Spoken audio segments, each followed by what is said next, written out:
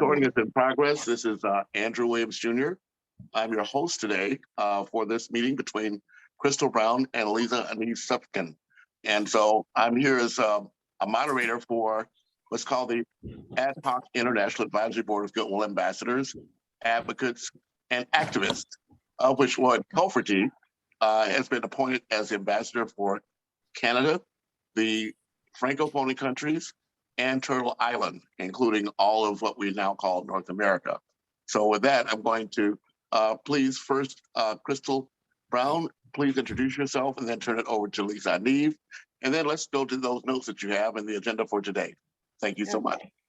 So I am Crystal Brown. I am located in Englewood, New Jersey. That's Englewood with an E. I live in the northern part of the state. The purpose of my being here is that I am very interested in aligning myself and aligning my town, my city, with your organization, and very interested in planting the tree of peace and reconciliation and making and designating a space for people to come together and leaving their differences outside and coming together to form solutions.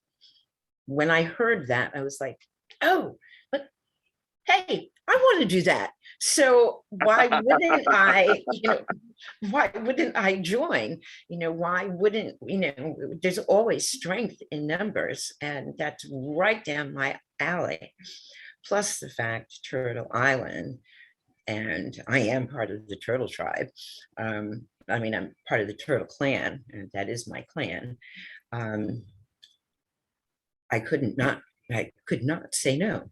I'm initially was thinking that I would do a hybrid of this event and incorporate it into our Arbor Day celebration, which is this upcoming Friday. We celebrate Arbor Day all over, North America on Friday.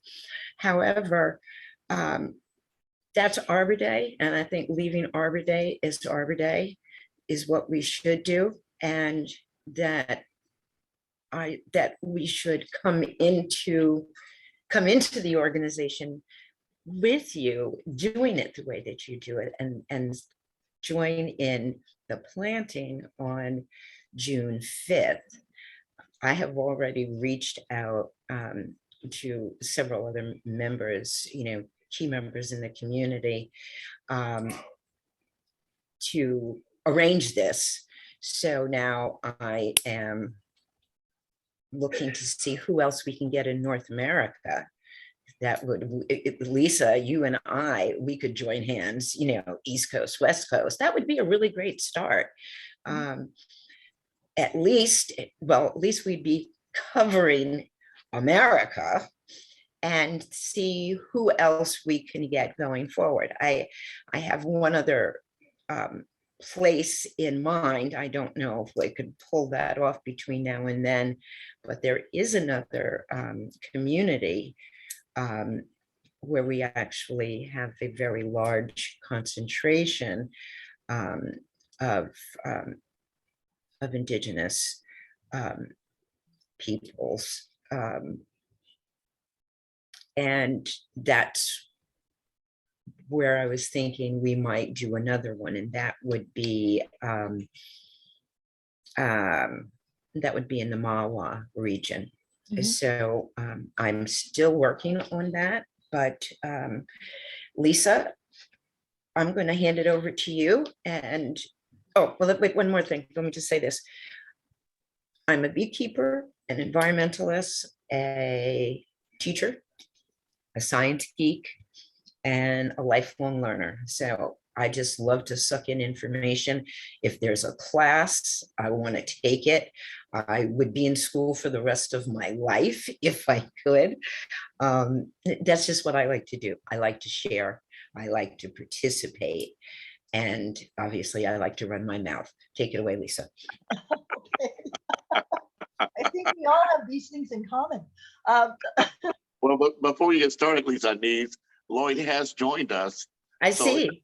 it's only appropriate, Lloyd Helferty, since we're here as your guests, for you to please explain to us what this whole concept is about the Tree of Peace and Reconciliation. However, I will take a step backwards and say that actually it was in 2008 when I first learned about an event called, excuse me, Global Cooperation Day that's held on October 4th of each year. That commemorated the alliance, if you would, or the meeting of what's called the Saint and the Sultan. During the Crusades, St. Francis of Assisi made the trip through battle lines to actually speak with the Imam of the Arabic peoples. And there was, in fact, a meeting that has been recognized as forming peace and brotherhood. Actually, it was in 2008, as I said, when I learned about this. And I later learned that Lloyd Helferty is one of the champions of this. And I also had a chance to meet with Adam Greenwell, whose mother is the one that was the one that brought this into fruition through her opportunity of her film called Watering the Fields of Humanity that brings us all together. So Lloyd and I have been indirectly connected for quite some time, but it is true that it is, in fact, my partner in Bermuda, Corn Smith, and I, who were able to orchestrate the planning of a Tree of Peace and Reconciliation in Bermuda that, in fact, brought together the Muslim community, the Anglican community, and the Jewish community on December of 2019. So we are deeply involved with this. And so, Lloyd, I'll turn this over to you now, and I'll put links to what I'm talking about in the chat for your review. Lloyd Helferty, can you unmute and introduce yourself, please? Yeah, so Andrew did a very good job there. I did try to provide the links as well in the email I sent out earlier to all of these things. It includes a link to the ceremonies that actually took place in Bermuda, both the one in 2020 on, I guess it was February. I think it was the end of January, actually. And then again, later that year, both were very important ceremonies that were done in Bermuda. So the trees, I should say, in Bermuda, at least one of them, were twinned with the trees in Toronto. So there's a tree that we planted in St. Jamestown, Toronto, which actually just happens to be a community where a lot of immigrants tend to settle when they come to Canada, when they come to Toronto.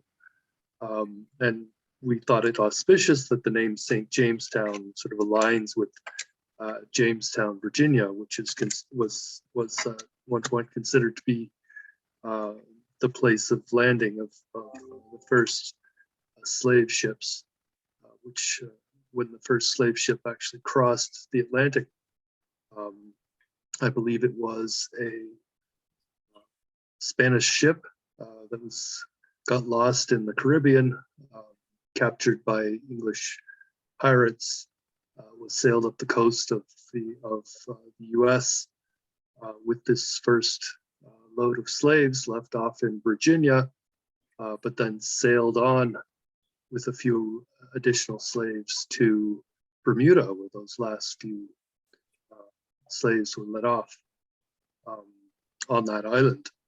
And so Bermuda we consider to be at the crossroads of the Atlantic. There is significant significance to Bermuda. There is a memorial that's sunk at the bottom of the ocean that commemorates all of the lives that were lost. And that memorial was actually duplicated. I believe sits on land as well. I believe it's in Bermuda. And so we are commemorating this not only this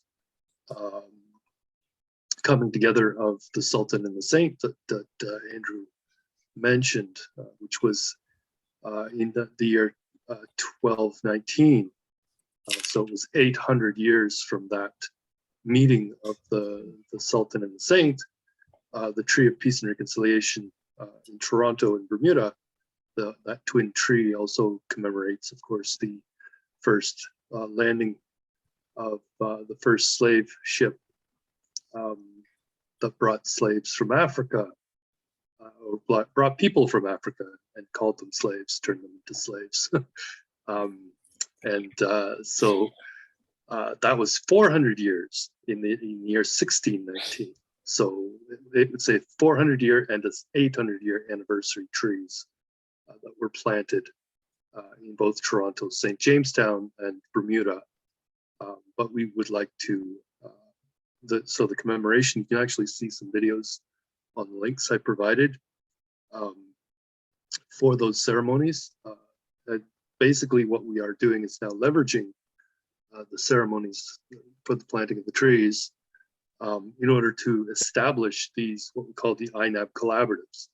So bringing all members of the community together using that what we call the HEPTA matrix partnership template, the 7 sectors, bringing at least one representative from each of those 7 sectors together during the tree planting, and having them essentially pledge to support the local humanitarian entrepreneurs who are implementing the solutions to achieving the global goals, the sustainable development goals. So the tree itself as well, when it's planted in the community, becomes a sacred site for members of the community to come together in peace, reconciliation, forgiveness, and intended to be a symbol within the community that people should come together at this tree to discuss solutions and put aside all of their differences, whatever the differences may be, whether it's in their religion or their political views or the color of their skin. All of these things should be put aside, and they should just come together in peace to discuss these solutions. And that is what the symbolism of the tree is intended to be. So I'm seeing Andrew as well. You have your hand up one more time, or never went down? Well, before you go further, let me just clarify information I put into the chat. It was actually Roman Catholic Africans from the Kwanzaa River area of Angola that were being transported by a Spanish ship to Veracruz, Mexico, that was captured by an English privateer. And those enslaved Africans were first taken to Point Comfort in Virginia, not Jamestown. And the remaining 76 were taken to Bermuda. So I happen to have intimate knowledge of that because I'm on the Millennium Arch Committee, which information I put inside.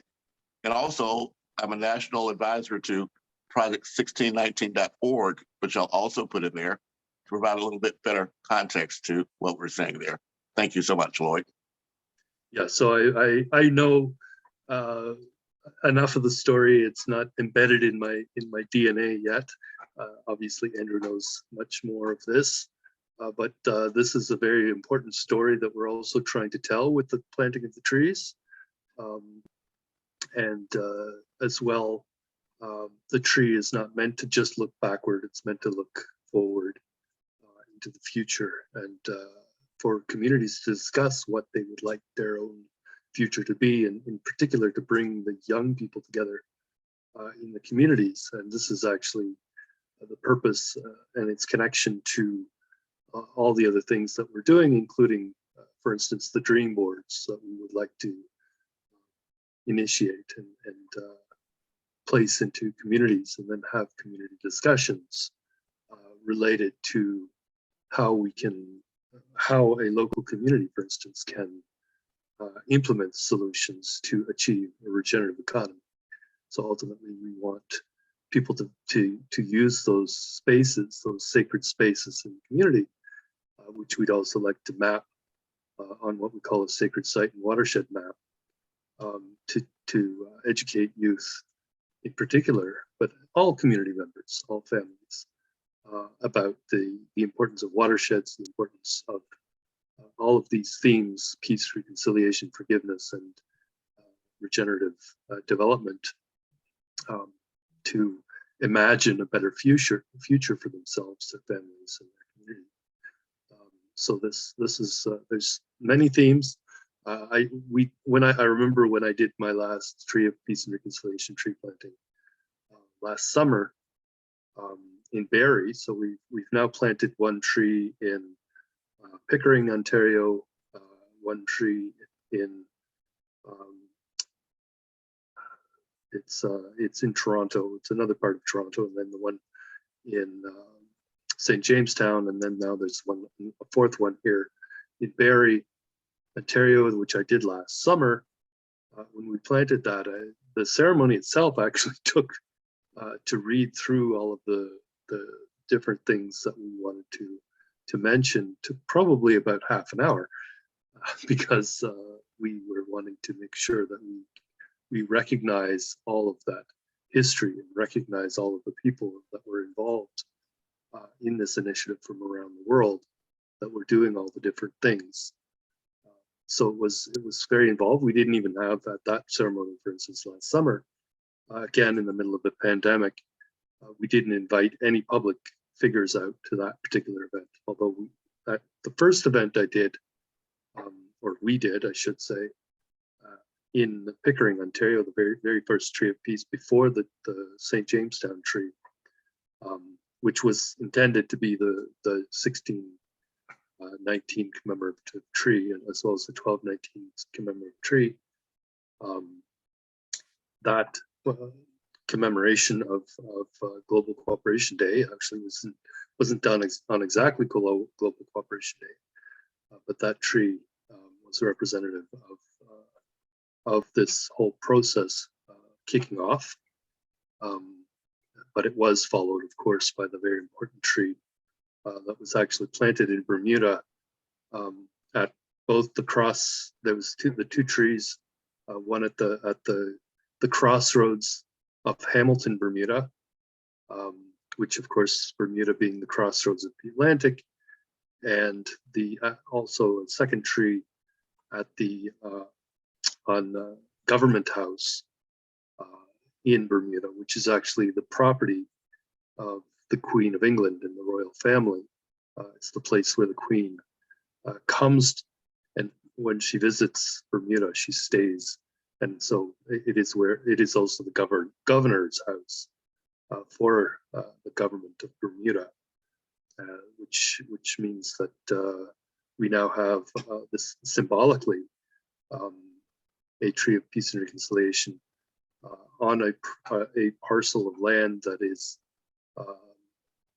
part of or a property of the Windsors, the royal family of England, which is again why my portfolio as a goodwill ambassador for the Commonwealth of Nations aligns as also with the trees that we planted already. And so what we want to do is this is actually tied to this original what we called Unity Pandemic, which took place or started to be developed at the beginning of this health pandemic, COVID-19. And with that, we want to create a pandemic of peace, which we now call not the Unity Pandemic, but the Global Unity Network that we are building, where we want these trees to be planted in every local community around the world, but as a sort of, you could say, pandemic of peace, of peace, reconciliation, and forgiveness all together, where all local communities begin to plant these trees because they realize their importance to remembering the future, but also their importance to how we evolve as a species toward the future, and what we should be doing locally in all our communities to achieve what we now call a regenerative economy that leaves no one behind, which is the ultimate goal that we'd like to see as we move toward, especially the end of the SDGs and the transition to that next stage post 2030, which we don't know what it's going to be, but we are, of course, advocating that we establish a new set of regenerative development goals to supersede the SDGs. Well, thank you so much, Lloyd. We do have Lisa-Anice here, but we also have Gemma. So perhaps we could get through the introductions, and then Crystal Brown is raring to go with planting trees. So let's dig into it. Okay. Well, I'm Lisa-Anice Supthen. I'm a representative from UNESCO's International Dance Council. I came across these gentlemen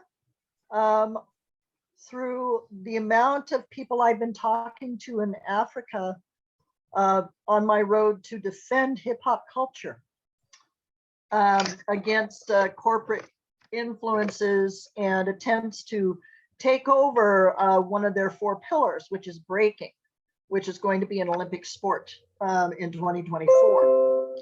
So yes, battling capitalists and all kinds of people that want to commit cultural genocide. So in keeping with this plan of stabilizing the land, food sources, water sources, fighting climate change, increasing the ability to earn by people who are presently dispossessed and constantly kept poor. That's very much in keeping with the same types of structures that sport and art use in order for those practitioners to have any momentum.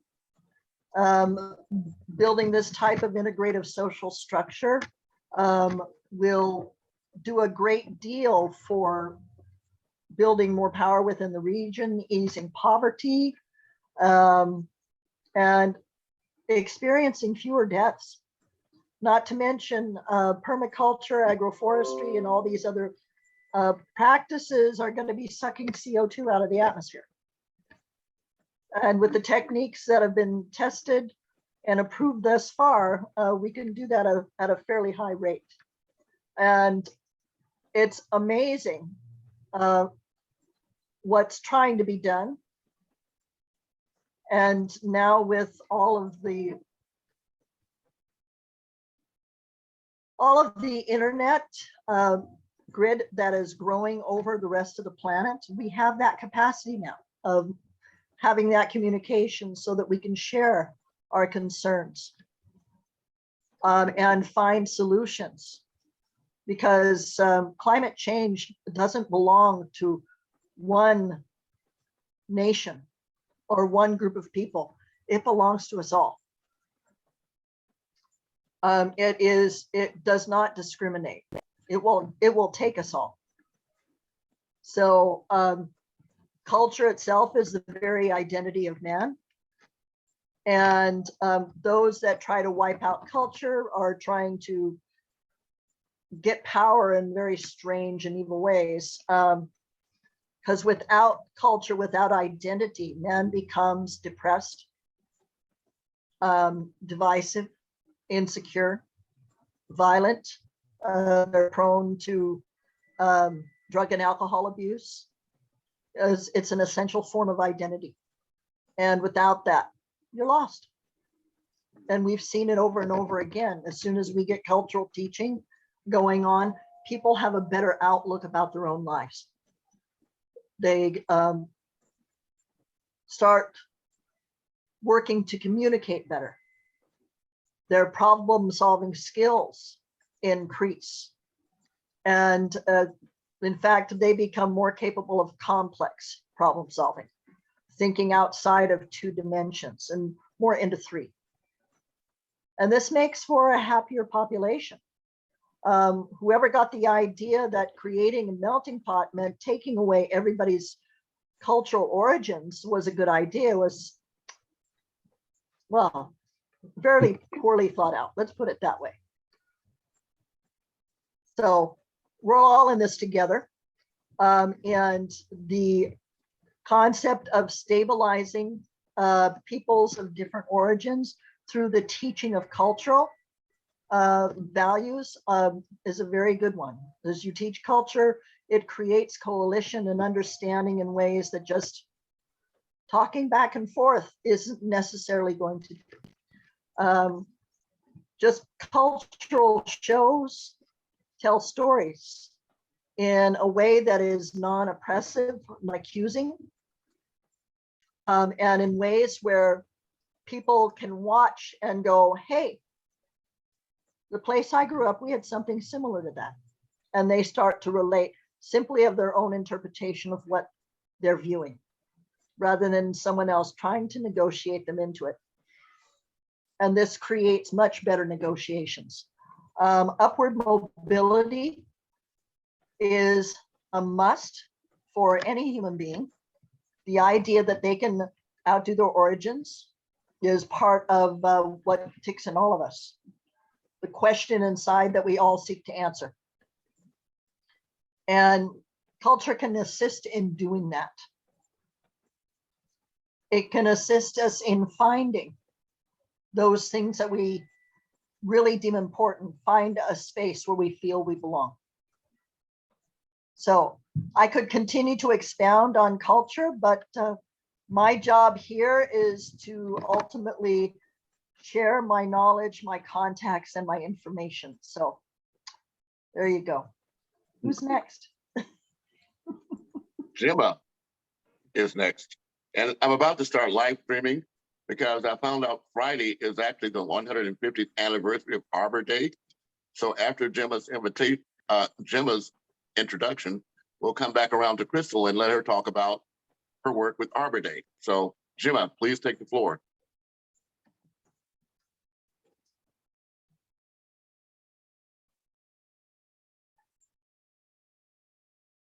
Hopefully she is able to.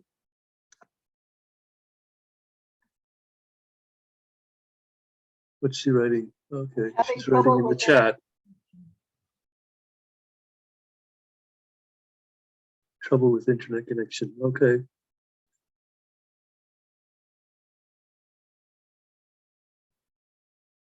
So basically what I wanted to do was come out of this at least to have a few communities coming together to agree that they would try to plant the trees. And so what I actually also wanted to do this week is to create an Eventbrite page for this event, June 5th. And then put, of course, the partners that will be involved, all the logos, descriptions, as we usually do.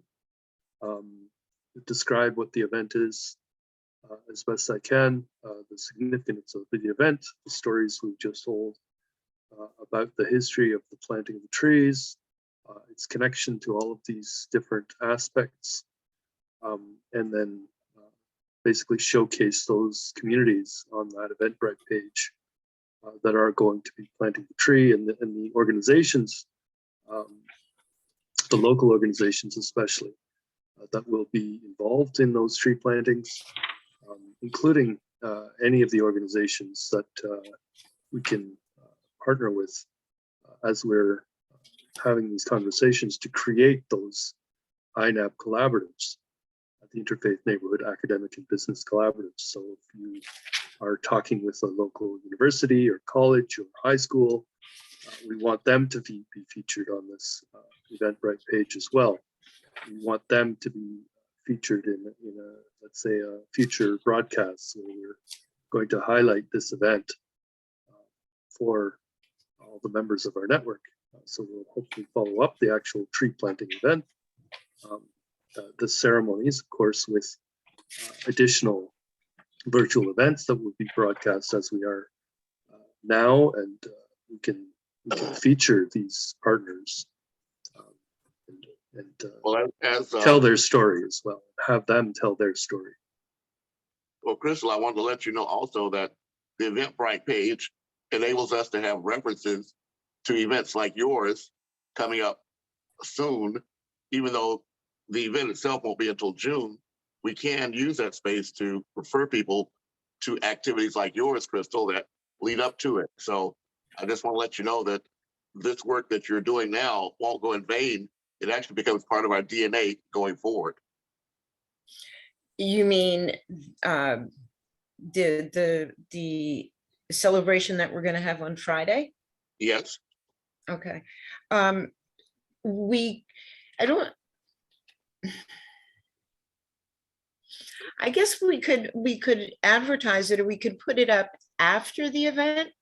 Well, what I'm suggesting is that whatever it is that we do for the event itself, we'll be able to refer back to it on the Eventbrite page that Lloyd is talking about for June 5th. Oh, okay. So Yes. there's no pressure on you. We just want to let you know that we'll be uplifting it as we go forward. You're Oh, now part no, of our DNA. no. You're part of our DNA now. Thank you. And I don't feel pressure because, you know, I crossed all my T's and dotted all of my I's today to make sure that everything was covered. Give me just a moment. I'm still trying to kick my computer into gear, so I need about another minute or so to get this done. But I would like for you to share it with a wider audience than just the ones that are here on the Zoom call. Mhm. Are we not recording this? We're recording it, but I'm about to live stream it. We have a regular AHIABGA Network Facebook group where we broadcast all of our activities related to our collaboratives. And I'm just having a challenge now on the backup computer being able to get online. So just give me just about 2 minutes. I hope I can be able to then go live. Okay. Yeah, so you'll see, for instance, in a lot of my communications, I'll refer back even to the original events that we did even a couple years ago, and so I'll go back to those original partners, those original logos, the original organizations, because we have that now archived as an event that we did, but we can now go back and refer to that and the organizations, and we can still continue to promote those organizations that we worked with originally. As an example, I was a little bit late coming into the call today because I'm putting together a presentation for tomorrow called the Honey Project proposal. And the Honey Project proposal is something I elucidated a few months ago with our colleagues in South Africa and Uganda, actually.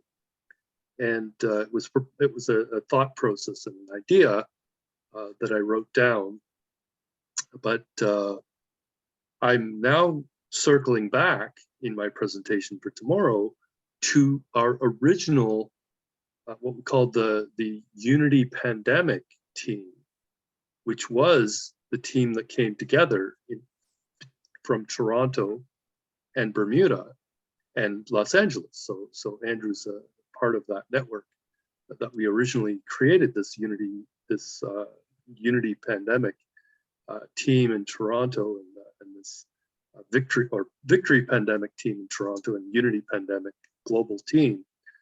And so one of the partners of the original project that we had proposed for a community called Prince Edward County. This was actually late 2019 when we planted that very first tree of peace and reconciliation in Pickering, which was before the involvement of Bermuda. The Bermuda team was actually a gentleman by the name of Patrick Kaka in the Democratic Republic of Congo. So I'm now going full circle back to those original partners of our original project and trying to make sure that I remember them and involve them in our proposals for the future. So by having these ceremonies, we tend to remember who was involved, what were the organizations, what were they trying to do, and we want to continually circle back to them to make sure that they are constantly in our discussions and being promoted and uplifted, as Andrew says, through these ongoing events, so that we make sure that they are always part of the conversation as well into the future. Actually, there was a little bit of a joke in terms of our second Tea Diplomacy Initiative event. We had so many partners for the first event. Going forward, as I was making the Eventbrite page for the second event, I said, well, there were so many partners in the first event, it probably took 5 minutes just to read them off. It might take 10 minutes to do it in the next one, because we might have so many partners. There could be several pages potentially of reading out partners. So that was a little bit of a joke there, that we might just spend most of our time just listing out the partners, because we do want to remember all the organizations we partnered with over the years.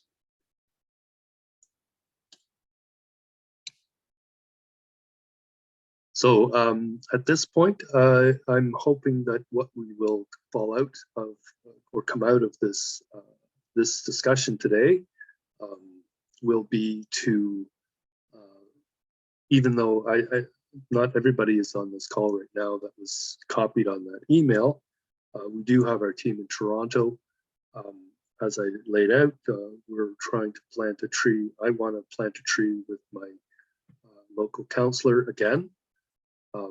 Actually, that first tree in Pickering, even though it was done in Pickering, my local councillor from the city of Markham was at that tree planting in another community. She actually drove all the way out to another community to plant a tree, but that tree was a symbolic also of our organization, Drawdown Markham.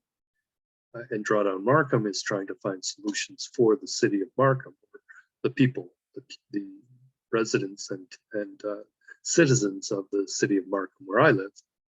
So we had our council member at that tree, the very first tree of peace and reconciliation that was planted, and it will be her that we will work with for the second tree of peace and reconciliation, which we're hoping to do right in my community, only a few hundred meters from where I'm living, in a local park that's very close to where I live.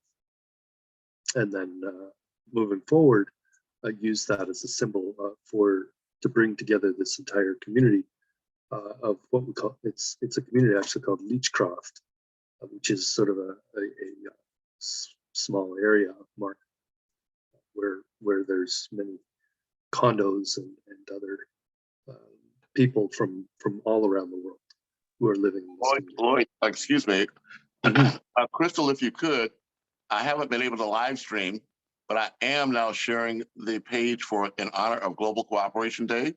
So Crystal, if you could be so kind, if you could begin telling us about your experiences with Arbor Day and your activities in Inglewood, then as I'm able to go live, we will, but at least now we can officially go ahead, Crystal, and this is actually for you. We've been orchestrating all our efforts to get you here, Crystal.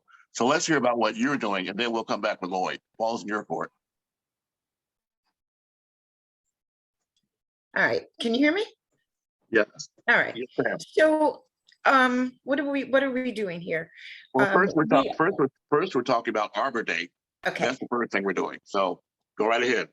So we celebrate Arbor Day every year, and Arbor Day is now 150 years old. And Arbor Day came into being when the history behind it, I'm not a history teacher, but when people started moving west after the when people started moving west, but they got into the middle of the country, there were no trees. And the weather was so harsh, they were getting despondent about the soil washing away their crops, and there was no shade. It was hot, hot in the summertime, cold in the winter, no shade from the elements. They made a push to start planting trees. And in 1 year, in this one state, they planted over 1 million trees. It was just like, let's plant trees.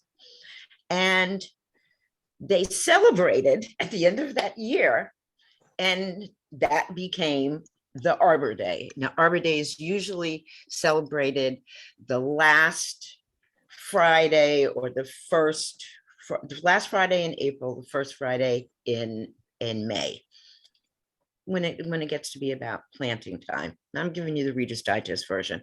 What we're doing, okay, I'm just zipping through it. I don't want to make your ears bleed. Well, but you have an audience that I think is interested in it. So don't rush yourself. We're here now. So Okay. take your time. Relax. So we celebrate Arbor Day. We celebrate Arbor Day with the children. We do it at a school with children to teach them the history and the importance of trees, which no one can deny now. No one can deny global warming. And we plant a tree, we create a poem, we sing a song, we celebrate together our earth, our connection to the earth, and we're grateful. Every year we pick a different school. We have 5 schools in the city that I live in. We have one middle school, one early elementary, one middle school, one high school. We have one of everything, level up. So every year we go to we use a different grade. We use, different grades, but we spread the love, and we plant different trees. This year, we're planting a northern red oak, which happens to be the state tree of New Jersey. And we were able to get the funding for that tree, or the cost for that tree, was donated by our local garden club.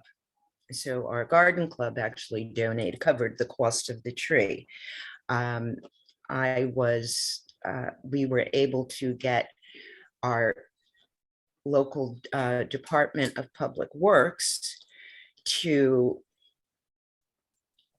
do the digging of the hole and the preparation of the area for the tree, as well as the installation of the tree, along with our city arborist, who actually went out and sourced the tree for us.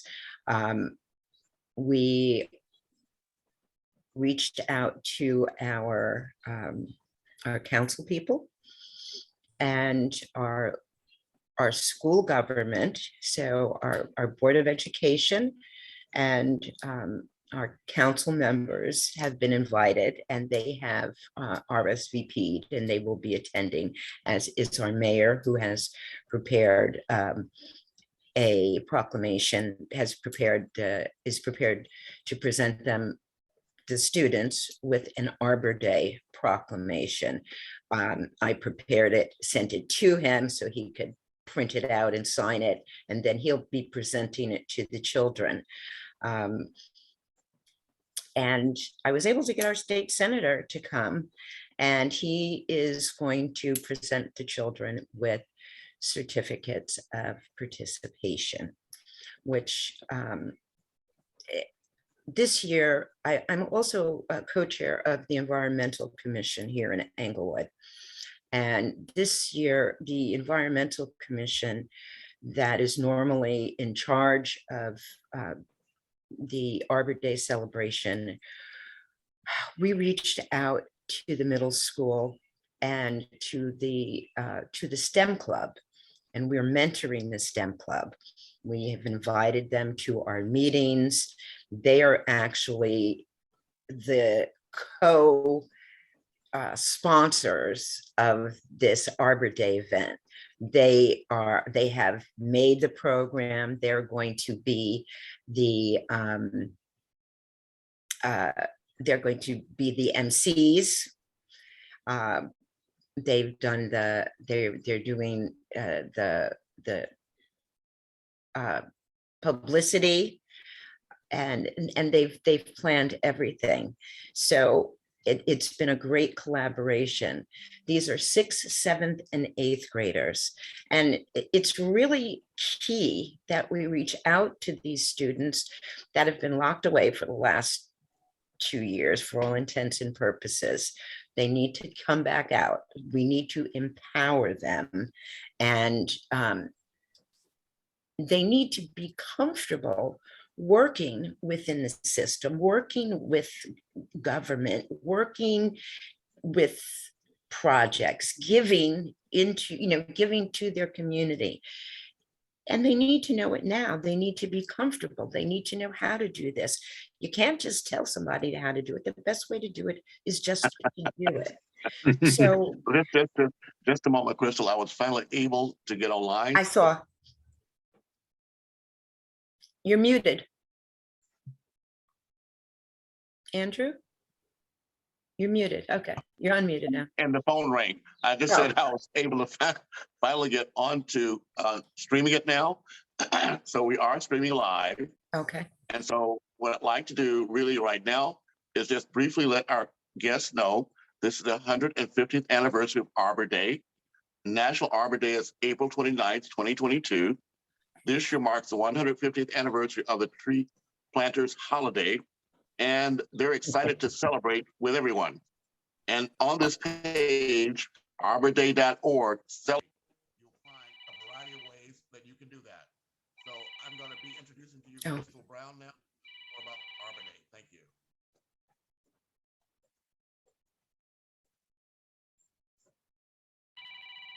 Back to you, Crystal.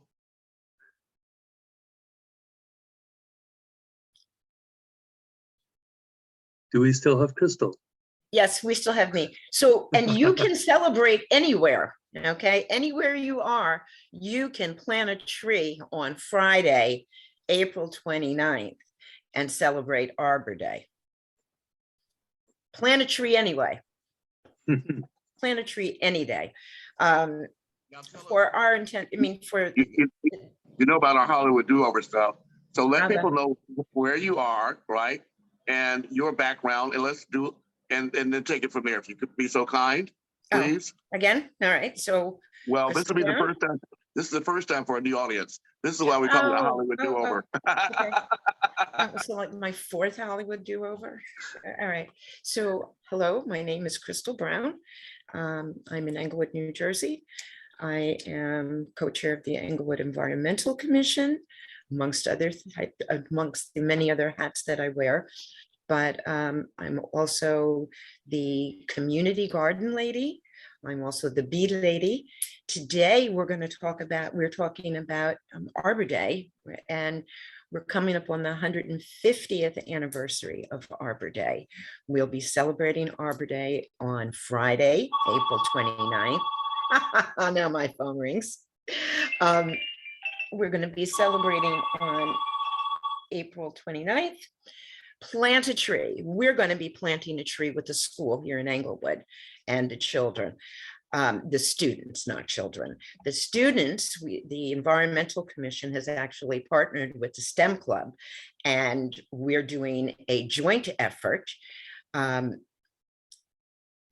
We're empowering our youth, who are our future, to take a leadership role, with the understanding that good ideas can come from anybody, no matter what age, no matter where you are. Anybody can be brilliant. and anybody can do what they set their mind to. And simple actions matter. Everything makes a difference. And in this time of global warming, we need some changes. So anything that anyone can do, planting a tree, putting in a rain garden, composting, any of those things, turning off a light when you leave a room, it really does make a difference. And telling somebody else to do the same thing. So what we do and what I just try to do is I just try to lead by example. And I'm very encouraged that it's starting to work, that people really are starting to get on board. 15 years ago, I was banging my head against a brick wall trying to get people on board with gardening and community gardening. And now we have 3 community gardens in Englewood, and you can't flip a page or turn a channel without somebody talking about gardening. Yeah, but 15 years ago, people didn't want to hear about that. They did not recognize the import of it. But in the last 2 years, everybody bought the vow and got the clue. So yes, Lloyd, you have your hand raised. Oh, I was going to let you finish, but I just saw a little note in the chat from Lisa-Anice that says, it is also International Dance Day. Wow. So when you plant your tree, make sure you dance afterwards. Oh, well, maybe you should create a tree dance for us. No, that shouldn't be me, because I'm saying that to Lisa. Oh, to Lisa, yes. So Lisa, we need a tree dance, a Mother Earth dance or something. Okay, let me what we stop. should do is recruit silly. some of our members of the Global Unity Network. Like I'm thinking of some of our very creative people, like Jenny. She could probably come up with a good tree dance for us. But there are a great number of really talented people in there. So we shall see. No, we've been showing videos of some of those people dancing. Oh my goodness. This is your challenge, Lisa. We are challenging you to go and go forth and create a tree dance for Crystal for her ceremony. And bring all the kids. Make sure the kids make it. Well, the kids have to do it too, of course. Yeah. We're going to have our last STEM meeting, or the STEM meeting before the ceremony, on Thursday after school, because the STEM club meets every Thursday. And I've been going to school and meeting with the STEM club. I just decided to join the STEM club and be part of their meetings. That is also the school that I used to teach at, the middle school. So it's kind of, it has a sweet spot in my heart for these students and this particular school. So I think I may have just about covered. I would love to field any questions. I am journaling. That is, I have a list of how to, what to, steps to do if you want to do it. If you want to do an Arbor Day celebration or plan for next year. Okay. Of course, you can also, anyone can go to the Arbor Day Foundation to look that up. Our mayor has agreed. I think I said the mayor agreed to attend. He is also streaming the celebration, the event. He's going to be live streaming to Facebook on his Facebook account, and then we'll post it on our library page. So, or he'll stream it to the Englewood Public Library page. What time? What time will that be? And It's your going to time? be 1 to 2 o'clock Eastern Standard Time. Okay.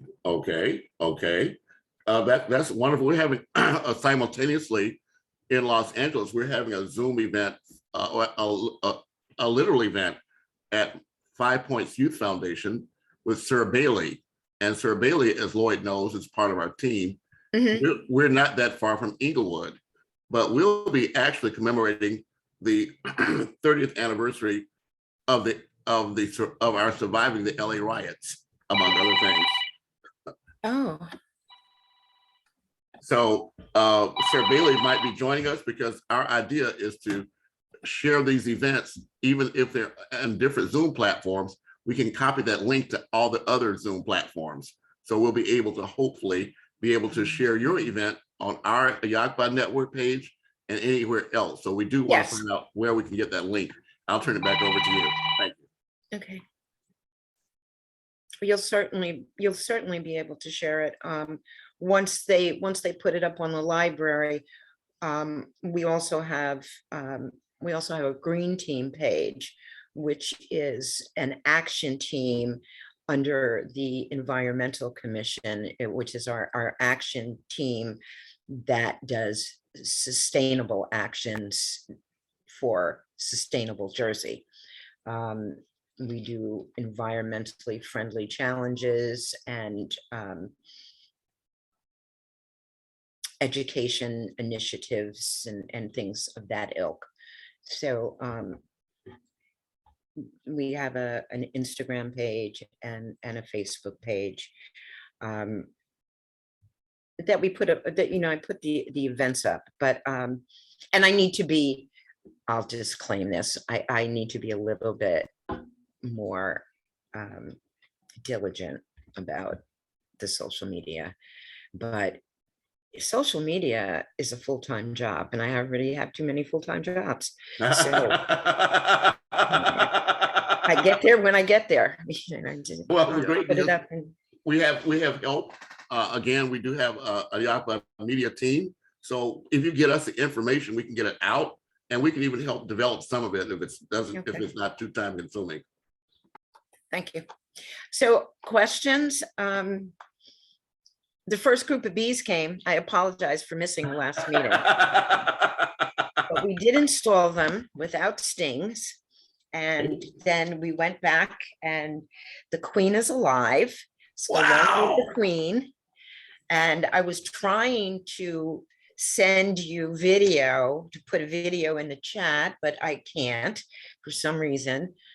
So Can you copy the just link? gonna have to go to, you'll just have to go to where's that place? You have to go to Instagram and find it. Oh yeah, you can go to Instagram. Well, yeah, well, anything you put in the chat, I can share it, or you can share your screen, of course, if you choose, but you have the options. This is our day. I don't, I can, oh, okay, maybe I can figure it out then. I can do a link Yes, that way, okay. yes. Also, just to let you know, you mentioned Zola here in Inglewood. You have someone here in Inglewood. So we are not, you mentioned Zola in Inglewood. You introduced me Oh, to in her. Inglewood, California. Yeah, Inglewood, yes. So we do want to reconnect with her between now and then and hopefully, get her to at least acknowledge what we're doing, because that gives us the East Coast and West Coast impact. Inglewood and Inglewood is a good way to start things. Yes, I agree. Okay, let's see. How can I do this? Copy link. Actually, that was one of the questions I want to have, because as I wrote in the email, I sort of put XXXYYYZZZ for the names of these communities that we're actually going to be planting the trees. And my hope was that we would figure it out on this call, which is the one that's going to be where and what community and what people would be planting on the West Coast. Because I don't think we've nailed that down. I don't know if it's going to be done in or near the 5 Points Youth Foundation itself. Well, we have Los Angeles. So the short answer is yes. We have a community garden, or it used to be a community garden, but we do have a space where we can plant a tree. We have to work out those details, but in any case, will it be more than one? will Lisa-Anice plant one as well? Well, because it's peace and reconciliation, let me say that that also speaks to the gang truce here. What you may or may not know is a week before the Rodney King riots, the Watts gangs came together for a peace treaty that's still lasting now. That gets very little recognition. So we can actually plant that tree in the spirit of peace and reconciliation, literally right here, not a dozen steps away, 2 blocks away from where the Rodney King riots kicked off, to now come back and plant a tree of peace and reconciliation going forward to the 1984 Olympics, which will include breakdancing, Lisa-Anice Supthen. You'll get it. Just think, such fun. That'll help you quite a bit. Practice will make perfect. So, No, it's been butchered quite a bit. That's why professionally, I always get introduced as Lisa-Anice. I gotcha. Well, Lloyd, also, I know you said you're kind of have a noisy environment, but when you have a less noisy environment, I'd like you to share the content of your email with our audience who haven't read it because they don't know about it, or at least the key topics that you like to cover. But now's the time to ask Crystal about those things, if you like. Okay. Let's see.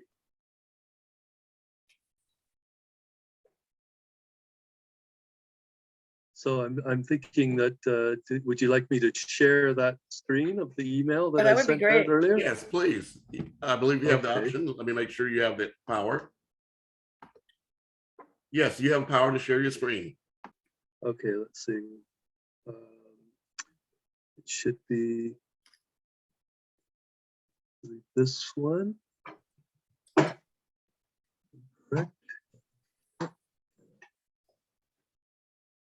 So this is the email I sent out earlier to members on this call. So including Lisa-Anice and Andrew and Crystal. We also invited some other people like Stephanie and Mark and Tasnim, and Gemma was on here earlier as well. I know it's pedantic, Lloyd, but if you could take the time to just read what you have there for those people that the screen is too small for them to see it because it's on their phone. Absolutely. It is a little small. Yeah, no, this is absolutely what I've started to do. So the subject is 5 p.m. EST Zoom link to the Tuesday, April 26th discussion around the Abraham Project, Tree of Peace and Reconciliation, coordinated tree planting ceremonies, where we're hoping to also announce UnityNet USA, Canada, and others. This was a thank you email to Andrew for setting up this Zoom room that we are on right now.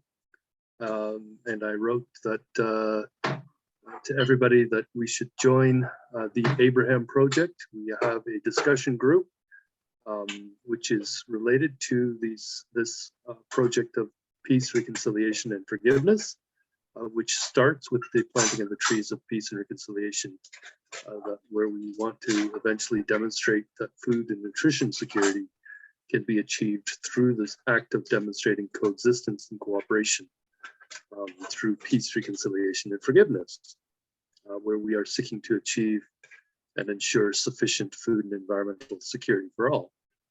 So these what we call globally coordinated Tree of Peace and Reconciliation Showcase Project, this Abraham Project for Global Cooperation on World Environment Day, which is Sunday, June 5th, this year, 2022, is for the purpose of establishing a global unity network of local INABCs, or INAB collaboratives, as we call them, the Interfaith Neighborhood Academic and Business Collaboratives, which are intended, as we say, to bridge the divide between Muslims and Christians via a tea diplomacy initiative as well. So that group discussion was actually created by myself and the executive director of an organization called the Center for Muslim Youth in Peace and Development.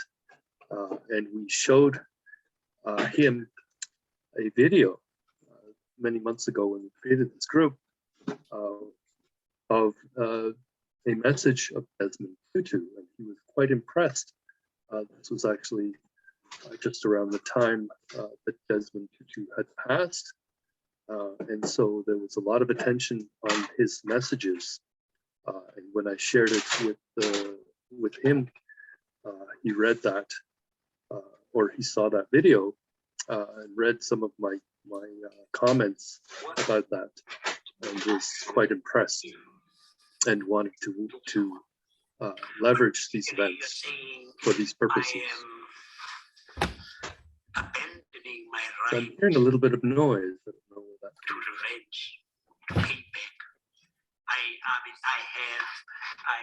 By the fact that you. Go ahead, Lloyd. It was, Yeah, okay. Go ahead, sorry. That was the actual video itself, was it?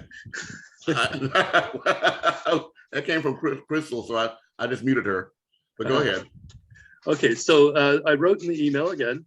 For today, I would like to discuss coordination between the local communities from UnityNet Turtle Island, which includes UnityNet Canada.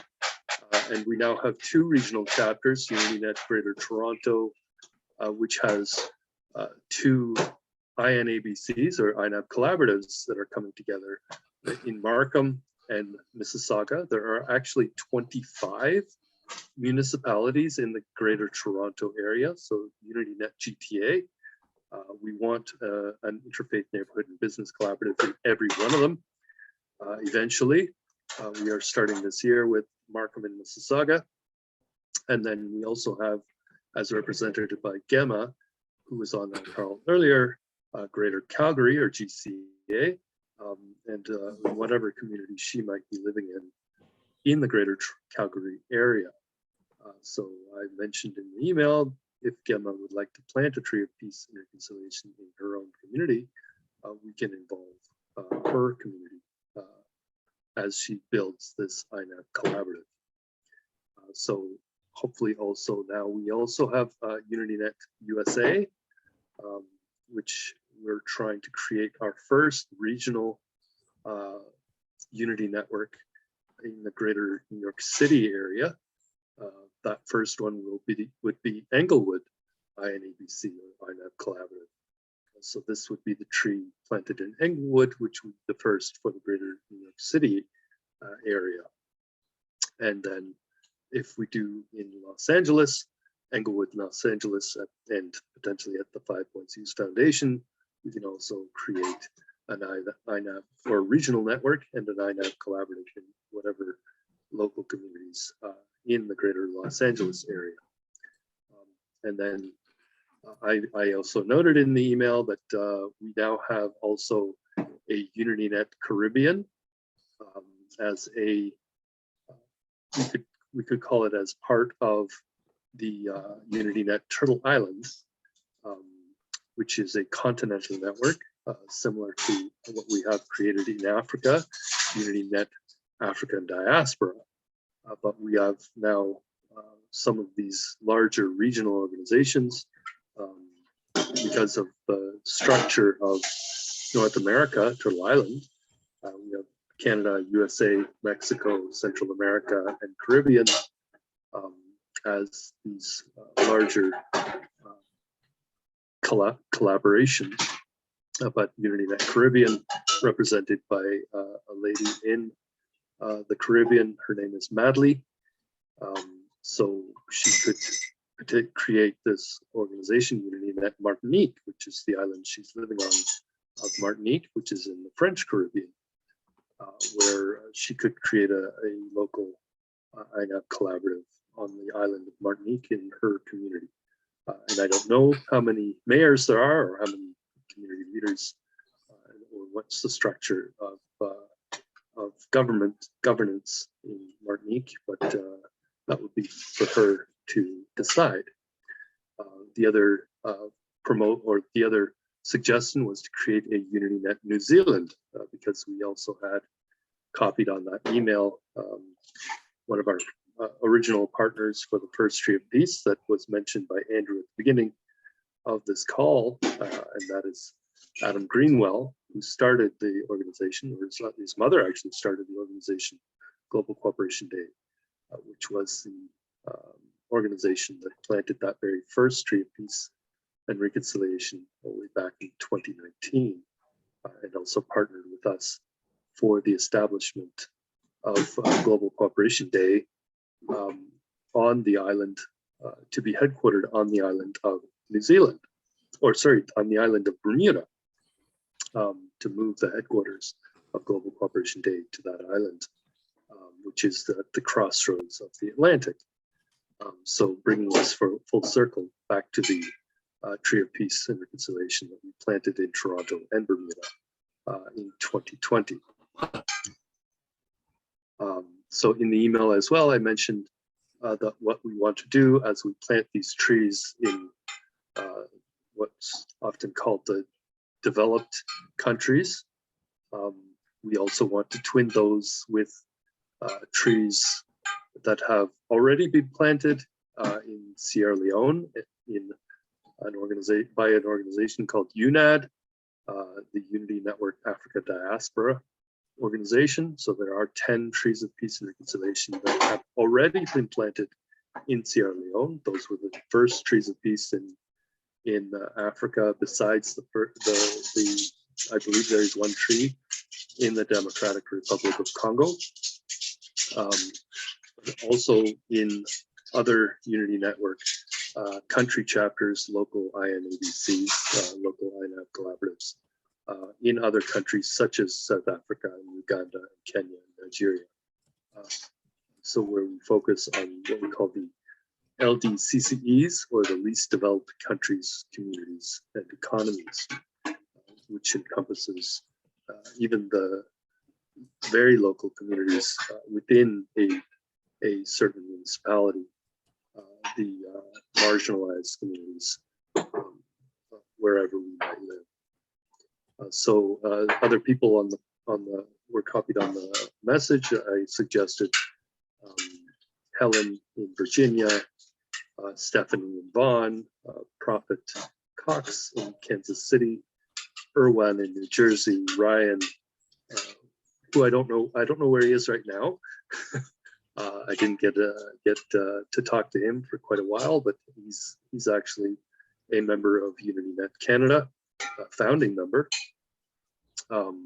So I suggested that they may also wish to plant the Tree of Peace and Reconciliation in their own local communities as well, as per our suggested protocols of bringing all the members of the community together according to our HEPTA matrix partnership template, which I describe in the email as a process of integrating the CTP program as the Abraham project for twinning or thrinning or quadrinning or quintinning the local communities, and dovetailing that into the ad hoc International Advisory Board of Goodwill Ambassadors localization process, which does start with the tree planting of the trees of peace and reconciliation, and the undertaking of the local community ceremonies that help to bring together all of these 7 local partners at minimum to establish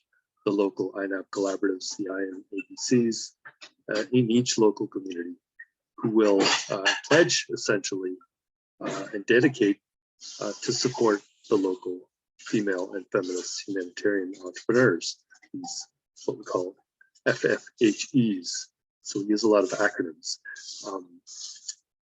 And I noted as well that my colleague Juliet from the Unity Network South Africa group once noted as well that the Abraham project is important as well, because it is intended as an interfaith project to bring together and collaborate between all of the world's 2.4 billion Christians, with the entry point being Catholic, and all of the world's Muslims, around 2 billion, where the first point of entry is through the country chapters of UnityNet Africa and Diaspora. In particular, though, UnityNet Canada, UnityNet USA, and the first two country chapters, or as the first two country chapters of UnityNet for Turtle Island, specifically with UnityNet Sierra Leone, which was one of the very first country chapters of UnityNet Africa and Diaspora, along with UnityNet Kenya. But we look at Sierra Leone because of the high proportion of Muslims in that country. Around 77% of Sierra Leone's population are Muslims, around 21% are Christians, with others following traditional African religions. But where Sierra Leone is also, and I'm actually quoting from an article here, one of the most religiously tolerant countries in the world, where we also support, though, through these tree plantings, not just UnityNet Africa and Diaspora, but also the establishment of additional continental chapters, eventually in South Asia, where we have chapters in Pakistan, India, Bangladesh, and Nepal, with others being formed hopefully soon in places like Afghanistan. But along with UnityNet Southeast Asia as another continental Unity Network chapter, where we do currently have chapters in Indonesia and the Philippines, and where we're hoping to establish as well in other places of Southeast Asia, including, for instance, Vietnam. So as I move down in the email, I note as well that these tree plantings are related to a number of events, which started with that first tree planting in Canada, in Pickering, on September 15th, 2019, but was followed by a tree planting, a loquat tree in Bermuda in February 2020, and in October 2020, a very important tree planting, Tree of Peace and Reconciliation, a peace ceremony that took place at Government House in Bermuda, twinned with the tree in Toronto in St. Jamestown, which was really how we started this entire process of establishing what we call now the Global Unity Network, or UnityNet, and that is now a business of that is promoting peace, reconciliation, forgiveness, and the global transition to what we call a regenerative economy that leaves no one behind. And the final note at the bottom of the email is historical again, going back to a program called the Spark for Humanity Super Jubilee Spark Classrooms Network, which launched our whole concept of creating the Unity Gardens, which was a proposal from Bermuda to establish a virtual classroom to help heal the original sins of the plantation slavery, which was inspired by, again, this 400-year legacy created by the arrival of the first peoples of African descent in Virginia in the year 1619, where the collaboration with the peoples of Bermuda, along with this organization, we had created called the Global Unity Pandemic, which was originally what we called an international partnership for global unity or global cooperation in the service of implementing a program of practical, local, holistic, humanitarian, entrepreneurial, education and training, and the related regenerative infrastructure that would allow local populations in every country to acquire the survival skills they need based on remote learning and virtual collaboration, and that are most relevant to their individual local needs as per local considerations in service of implementing and achieving the Sustainable Development Goals, leaving no one behind, where the primary themes originally were peace, reconciliation, and forgiveness. So at that time, I mentioned as well at the very bottom of the email that after we had created the Global Unity Pandemic, we created in Toronto a local Greater Unity Pandemic team called Victory Pandemic GTA, which was attempting to create a pandemic of peace in the city of Toronto and Greater Toronto area by using these tools of reconciliation and forgiveness, where we were interpreting the word pandemic at that time.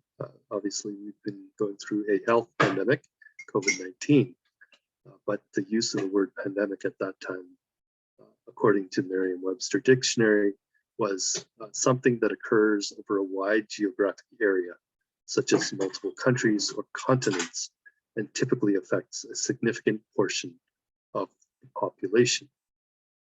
And very bottom of the email, I note as well that if we want this to go global, we are trying to tackle xenophobia and those issues that are affecting so many communities around the world, including in the USA, many other countries, even here in Canada. I provide a link to the psychology of xenophobia and some examples.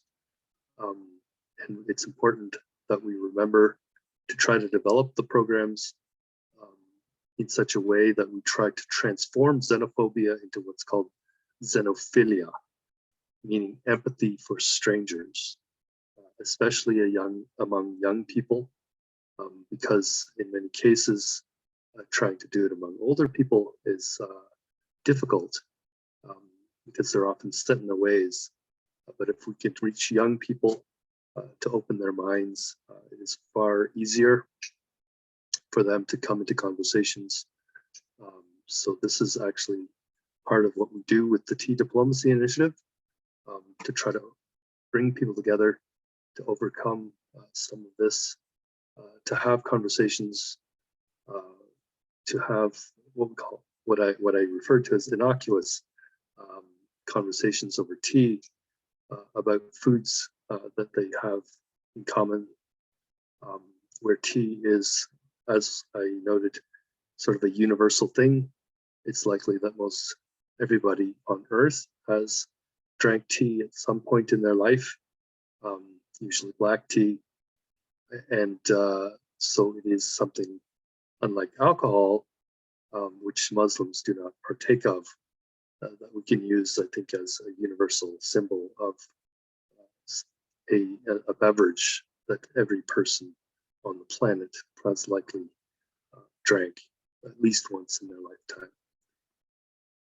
So that just was the end of this email. Very detailed, but includes many themes. Lloyd, thank you so much.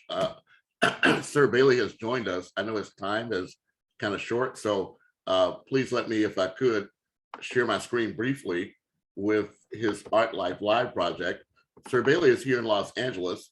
I think Lisa-Anice, you've already met Sir Bailey, but for Crystal, Sir Bailey is also here in the United States, here at near 5 Points Youth Foundation.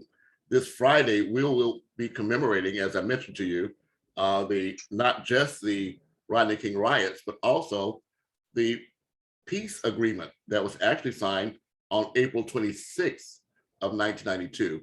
So, Sir Bailey, what I've decided to do is that we're going to include a planting of a tree of peace and reconciliation on Friday at 5 Points Youth Foundation. I've had personal experience with Art Life Live. I put that link into the chat. Sir Bailey engages the youth to work behind and in front of the camera, doing interviews with people about how art impacted their life. But Sir Bailey, are you able to unmute yourself and introduce yourself or not?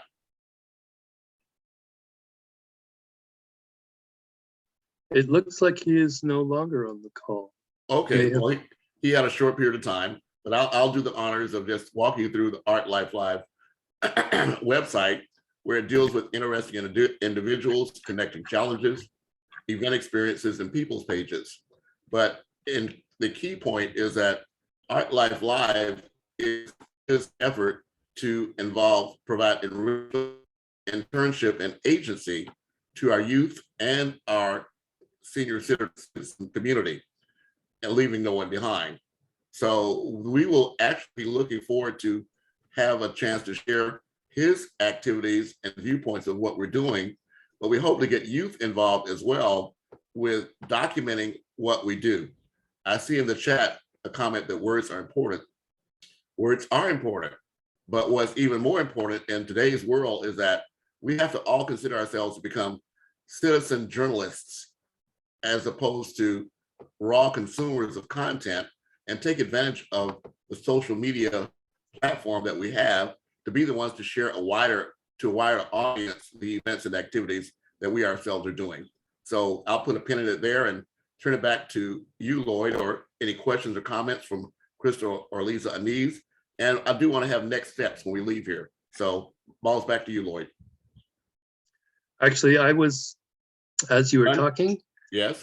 I was starting to put some of the links from that email that I had just Okay, go right ahead. I'll let you get put back in. to work. And go ahead. So Crystal Brown, while he's doing that, perhaps we could have some comments from yourself or Lisa while Lloyd is busy. Only if you unmute yourself, Crystal. Okay, can we hear you. yeah, I'm unmuted. Go ahead, Lisa. And thank you so much for taking this time. I thought this was going to be brief, but you see how these things go. So thank you for your patience.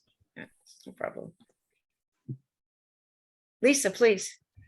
Oh, okay. Well, thank you very much, Crystal.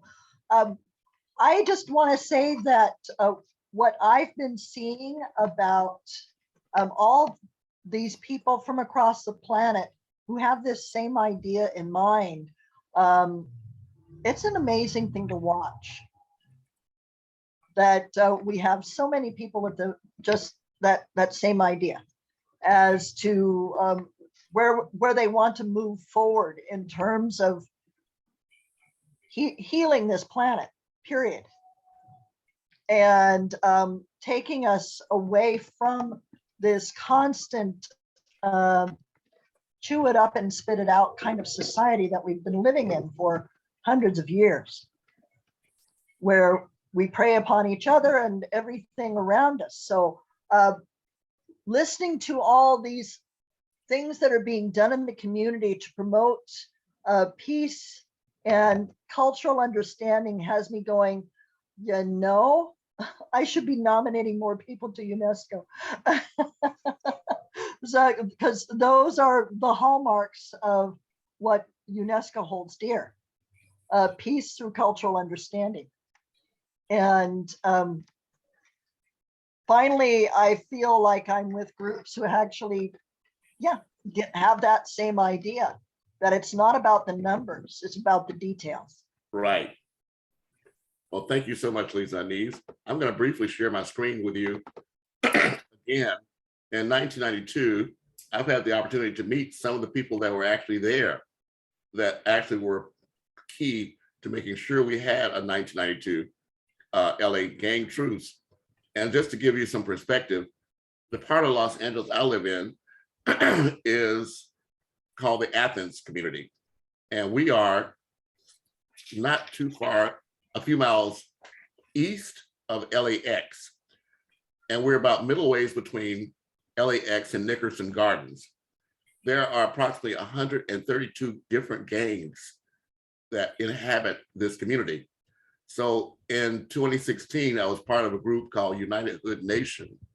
And the idea was that we would actually take from the United Nations a page and have the members of these various gangs appoint a secretariat or a member or representative of a secretariat to represent their interests so that we could have safe passage among schools, workplaces, recreational parks, and interfaith places of worship. That too is still in place. That's so little well known that we are undertaking this effort to share this again with the world. But at 5 Points Youth Foundation, we were founded in 1984, just after the Olympics, originally as the Diane E. Watson Semi-Pro Sports Authority to engage people of African descent, in particular with the professional sports. Diane Watson, who was the founder of that, she went on to become, from a member of the Board of Education, she ran for office. She became a city council person, and then an assembly person, and finally a senator. And she stepped down, and her replacement was Karen Bass, who has been representing Africa and human rights as the head of the Black Caucus for several years. But 5 Points Youth Foundation is now the iteration of the Diane E. Watson Sports Authority. So we believe we have an intense responsibility to uplift the legacies that they put forth. So that's why actually we moved to Florence and Western in 1992, 10 years ago this year.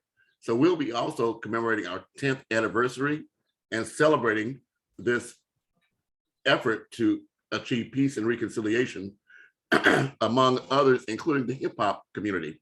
I'm on the National Advisory Board of the Universal Hip Hop Museum, and Sir Bailey is an educational consultant for the West Coast coordinating committee for that. They actually met at 5 Points Youth Foundation several years ago. So hopefully we'll have all of them out this weekend to help us celebrate our peace and reconciliation, not just among communities, but within people in the community. On December 21st of last year, I was actually awarded an honorary doctorate by Regnum College for my work as a humanitarian, but I'm developing and devoting all of my efforts to making sure that what we have is a demonstration of peace in the streets, no matter where we are on earth. So I just say that to say that I'll be doing this like Lloyd with my last living breath to bring us all together. And I'm just really, like you, Lisa-Anice, amazed with the amount of people that are aligned with this, but it's not by happenstance. That was the original intent, for us to come together as like-minded people, because unfortunately, you might recall there was something called the Talented 10th during the Civil Rights Movement. And the idea was that you can't take everyone with you, but there's a talented 10th that you can count on. So I consider us to be the multicultural talented 10th to move this thing forward. So welcome to the family. In much of indigenous folklore, if you want to call it folklore, there is a tale of the earth coming close to end times, where everything is in danger, and that a group of people of all types around the world will come together to show the way to restore the earth and bring peace to lands. And that group is known as the Warriors of the Rainbow. Mhm. Something to consider. Actually, that dovetails perfectly into the story of the eagle and the condor, which is exactly the symbolism of all our global unity network. But more than just the story of the eagle and the condor, which is a story of the coming together of the global north and the global south, the people of the mind in the north and the people of the heart in the south. But it is also our logo has symbolism that depicts the legacy from African and Africans related to this concept of Ubuntu. So we are crossing again through our crossroads of the Atlantic in Bermuda, the story, bringing the story of the eagle and the condor to the rest of the world as well. So it's no longer just a story of the North and the South of the Americas. It's a story of the world coming together, and the coming together of the North and the South, the heart and the mind, and all of us as one human family. So I think there's a very important aspect of That is- of these legends that we need to be telling to all our young people. Well, Lloyd, let's also be very clear that it was in 2012 that this prophecy was intended by the Mayans to come about. But what happened, Lisa-Anice, and coming back to you, Crystal, that we didn't, of course, the Earth didn't end, but we did enter into what is called an extinct level event horizon with the health of the Earth that we're now experiencing with this increasing global warming and climate chaos. But it was also in 2012 when there was a Rio +12+10 summit that was intended to focus on climate issues around the world. That is what has evolved into what we now know as the 2015 Paris Climate Agreement, and which was discussed intimately at the COP26 last year, but which for the first time will be held in Africa, in Egypt later this year. So what I'm proposing is that we include all these acknowledgements and language in what we're doing, because ultimately what we're intending to do is identify ourselves as a grassroots solutions providers that these multinational corporations and governments are claiming that they want to affect. But as you may know, they only came through at less than 10% of the monies that were committed so far to climate change. But now we're looking at $130 trillion need between now and the end of the decade to accomplish any of those goals. So I'm suggesting that we align ourselves, Lisa-Anice, with the infrastructure that empowers us to provide evidence-based, data-driven outcomes so that we can, in fact, have a clear, open, and transparent and anti-corrupt method of working together. So that's the intended outcome that I have suggested and put forward as the co-founder of this AHIABGA network that Lloyd represents in Canada, as I said, Canada, the Francophonie, the Commonwealth of Nations, and also, quote, Turtle Island. So coming back around, what is our outcome for today? And what are we going to plan for Friday?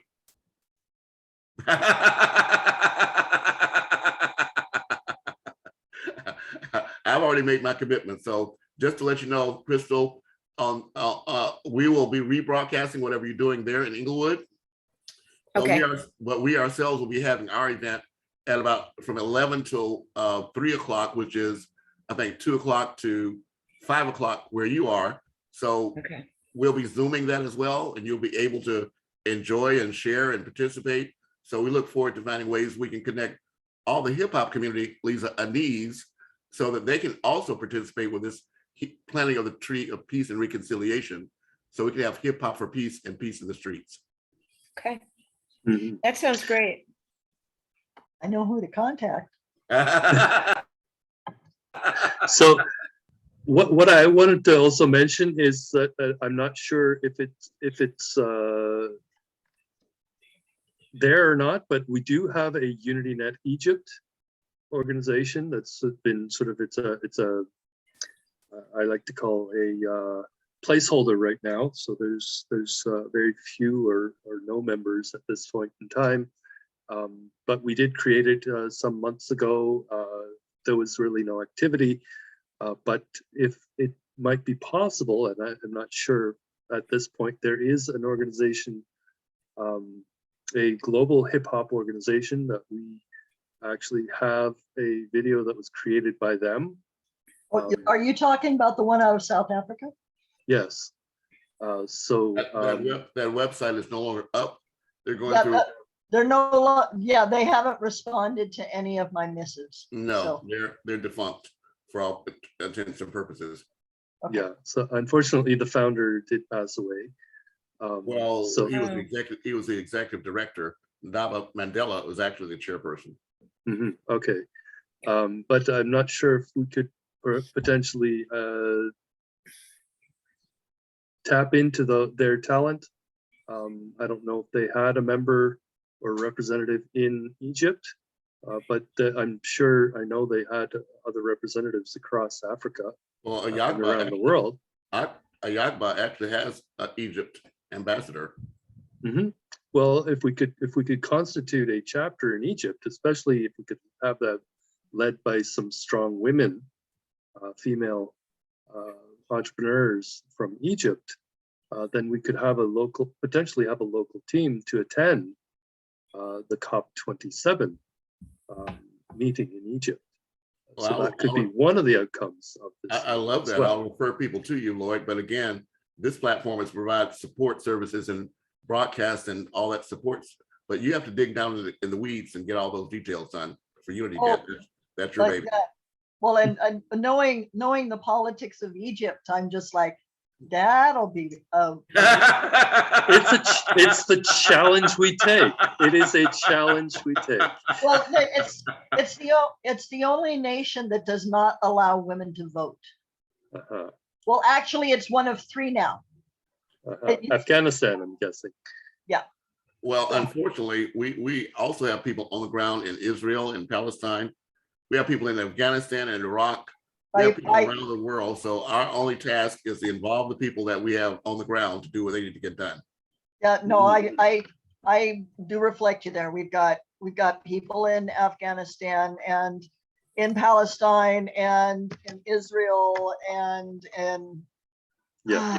And Well, that's it was the the reason that UnityNet Egypt didn't work out for us the first time we tried. It was led by men the first time, and we want women, and we tried to get the gentleman to refer us to a lady that might be able to help lead this chapter, and it was like pulling teeth. yeah, no, my last experience, I got some private messages with photos that I can't distribute. Yeah, I've gotten some too. But as we wind up today, so the outcome is one from Crystal Brown. You'll get us hopefully a link that we can share when your mayor provides it. We'll be happy to promote that. Yes, I will. And as we here finalize our Zoom link, I'll get that to you so you can participate, and I'll get it to you, Lloyd, to share it, worldwide. And Lisa-Anice, I love you.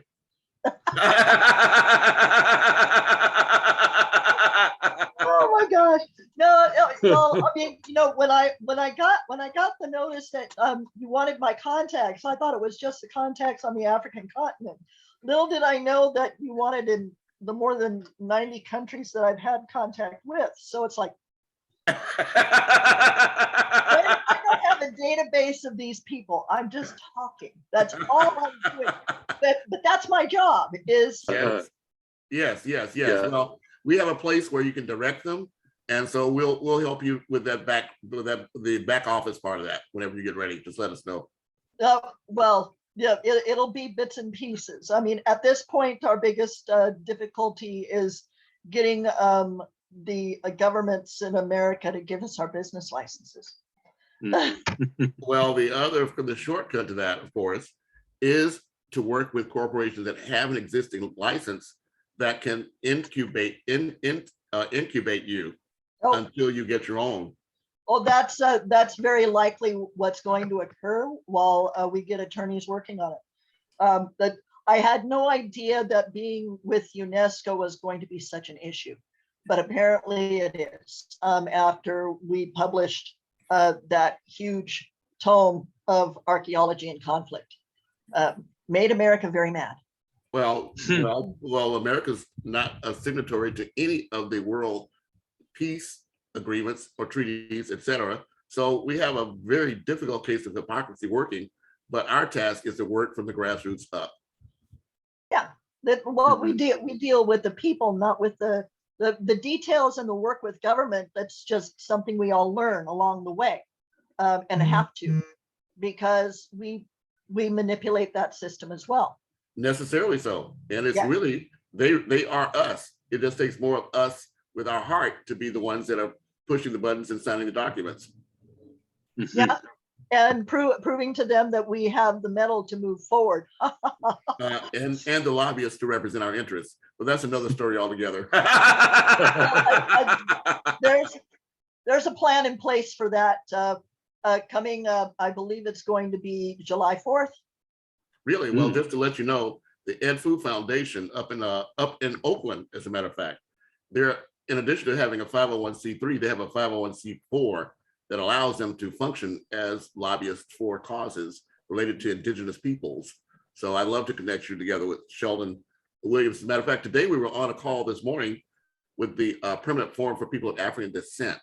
There's a committee that's now connected with the Indigenous Forum for People, the Forum for People of Indigenous Descent. So we're moving towards collaboration and unity on a regular basis. Well, and the connection with the indigenous groups is something that I'm very eager to make, because we do have linguists and historians at a number of universities who would be very interested in the data that we get on indigenous cultures. The bits and pieces that they hide into the corners for very good reasons. Yes. No, the compendium of American dances that we're planning on gathering material for during the rest of this project is something that's going to be, it will be both controversial, but at the same time as truthful as we can make it. Because, of course, cultural history, you can't play with that stuff. It's there, it's archived, it's in the dirt, it's in the trees. You'll find record of it no matter what. No government edict is going to change that truth. Agreed. Which is why we get in trouble. Well, it's good trouble. It's good trouble. But Oh. Crystal Brown, we're coming back to you to wind this up. So I like your thoughts and interests and statements and plan forward. Crystal Brown, balls in your court. Okay, well, I think everybody's just about covered. I've been listening to you all. Going forward, my plan Yes. is to plant my tree with Uh-huh. you guys on the Yes. 5th. Well, All I'm gonna right. plant my tree on Friday, Okay. plant my tree on the 5th, and Yes. try to get some other neighboring communities to join in. Thank you. with us. That's all we ask. So reach And one, share it teach with us. one. Yes. Just Mhm. Let's make it grow. All right. Well, look, I'm going to wind this up, guys. I have another Zoom call in about 5 minutes. Thank you all. I have a client picking me up in a little over half an hour. Okay. Well, Everybody I'm gonna- take a break. all right, everyone. I'm going to wind this up. Thank you so much for being here. Lloyd, I'll try to share the chat with everyone so we can take advantage of all this wonderful information you put there, and we'll take it Great. from there. All right. Thank you. Thank right. you all very much. Love you all. Thank you. Yes, I'm gonna. Oh, I guess we could wave goodbye to everyone if you have a chance. All right. We're all supposed Everybody to be wave. here, All Oh. right. so here I'm waving bye bye. All right. Bye, bye, bye, bye. All right. All right. Your dance